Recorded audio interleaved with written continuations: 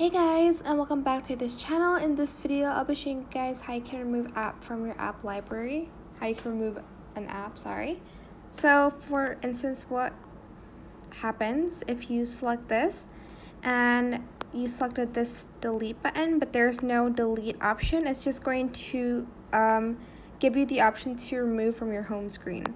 So what you're going to want to do is you're going to go to settings. Then you are going to go to screen time in settings.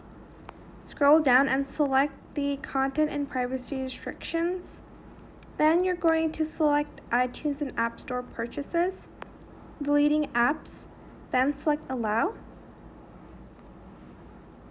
So that when you go back to delete your app, so here, there is going to be the delete app option.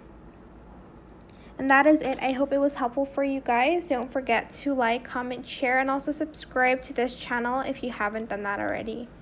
If you have any more questions about this video, just leave it in the comment section down below. I will try my best to answer them all for you guys. And if you found this video helpful, please click the thanks button as well. That is it for this video. Thank you so much for watching. Bye.